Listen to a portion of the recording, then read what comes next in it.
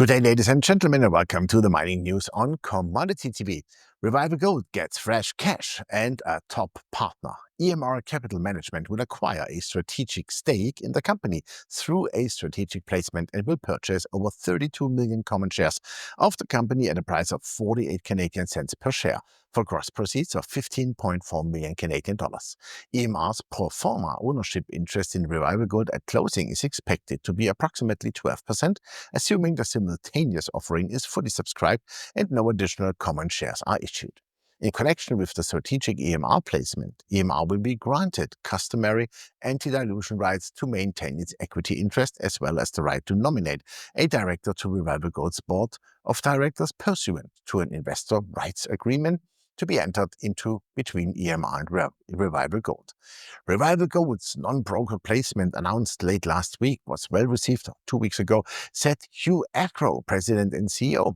In consultation with EMR, we have increased the size of the overall financing to accommodate some of this additional interest, which positions us to continue to advance the company's projects and plans, added Hugh Ackrow.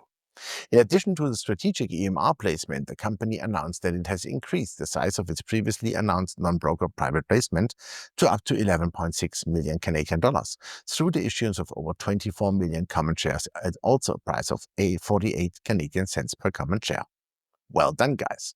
Mogotes Metals announced that it has closed the third and final tranche of its private placement offering by issuing 1.2 million units at a price of 20 cents per unit. The total proceeds from all three tranches of the offering amounts to $22.24 million.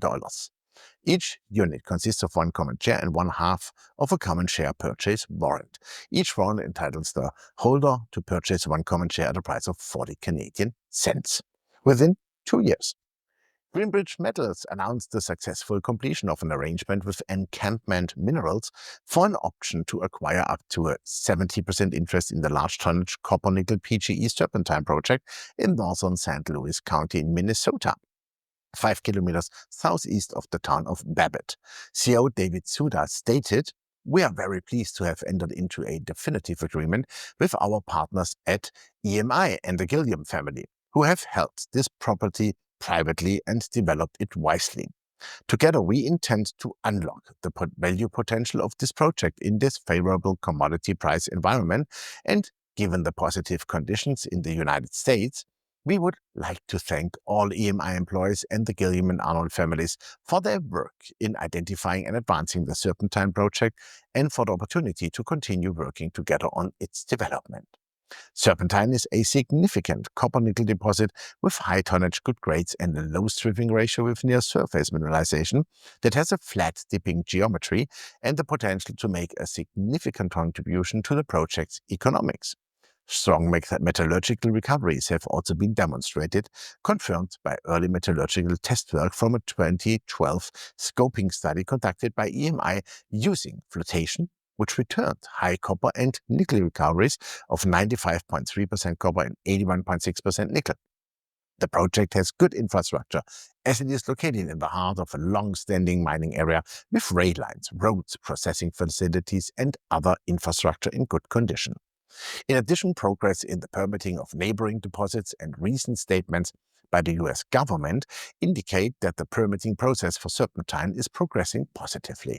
Currently, the Minnesota Department of Natural Resources has approved 9 new exploration drill sites at the Serpentine project for the 2025-26 season, paving a solid path for the activities required to advance toward a planned preliminary feasibility study. The Serpentine copper-nickel deposit could benefit significantly from US federal government policy, which now prioritizes domestic copper production as critical to national security and clean energy, and is implementing regulations to provide permitting support, strategic financing, and fast-track statutes for projects that strengthen the American supply chain.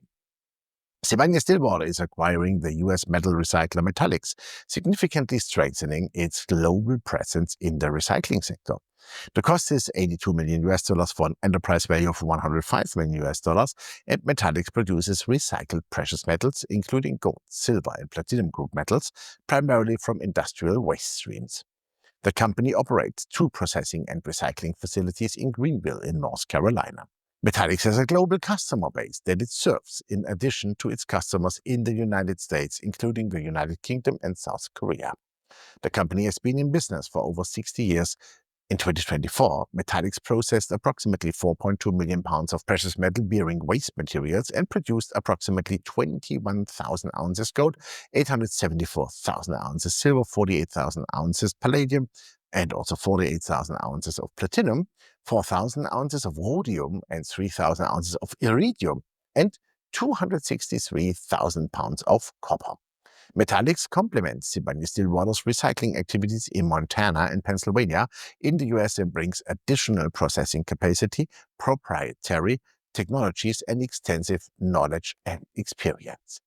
The acquisition expands the group's global reach in recycling and its internal logistics capabilities, enabling it to better source materials from various regions and offer end-to-end solutions to its customers. You can also find all the information on our Commodity TV app in German and English, along with everything you need to know about commodities. Please note the disclaimer.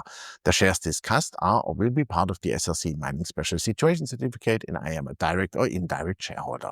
Thanks for watching us, and bye-bye from Austria.